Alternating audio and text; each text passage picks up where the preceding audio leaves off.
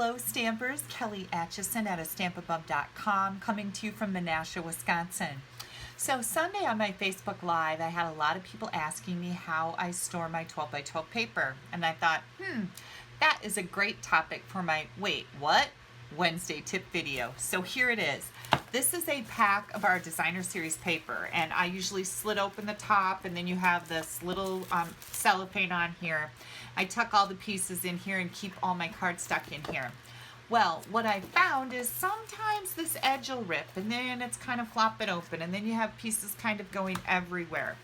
I was storing, and may continue to store, but I was storing my paper in a big drawer like this. And this is a drawer that goes in a cabinet that I built. And while that's been working fine, like I said, I get tired of these edges tearing like this and then the pieces coming out, and I just really didn't have a good solution for that. Until my friend Jackie turned me on to these folders. And these are called a paper file. They have tabs on them. You can write on there if you want to. These are perfect to put your 12 by 12 paper in. So I'm going to pull this out of here, and I'm just going to slide my paper in. This keeps all my pieces in here so it's all together. I also want to make sure, I'm going to turn this around here, that I'm keeping this back cardboard piece in with the paper, because this tells you what colors coordinate with this paper on the back. So I love that feature about Stampin' Up's designer series paper. Now I can continue to store these in my big drawer if I want to, or I may just pick a shelf in my storage cabinet and I will stack them up just like this. And they will stand up nicely and all the pieces will stay in there. I'll be able to see them at a glance when I'm going through and trying to pick out which designer series paper I want to use. All right, so here's the details on these paper files.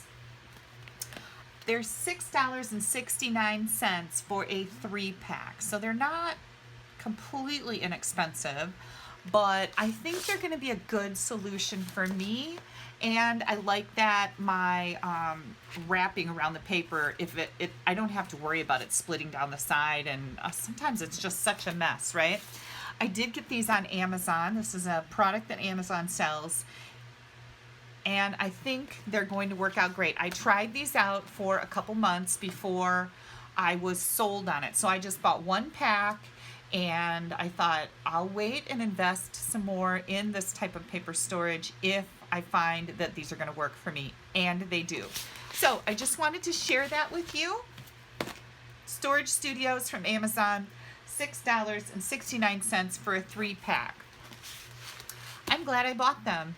I hope this was a helpful tip for you. If you have some other ideas for your 12 by 12 paper storage other than the obvious, you know, you have the where you can put the sheets in to a big storage area. I don't want to take up that much space in my stamp studio, so I keep these all in a relatively small area. If you have a better idea, we'd like to know, how are you storing your 12 by 12 paper? And once again, thanks so much for taking a little bit of time out of your day to spend it with me. If you need to order any Stampin' Up! Products, you can click right up here. That'll take you to my blog. I will also have a link to the Storage Studios paper file underneath the YouTube video and also on my blog. Click down here to subscribe to my blog. You don't want to miss anything I have coming out. And have yourself a great Wednesday. Bye-bye.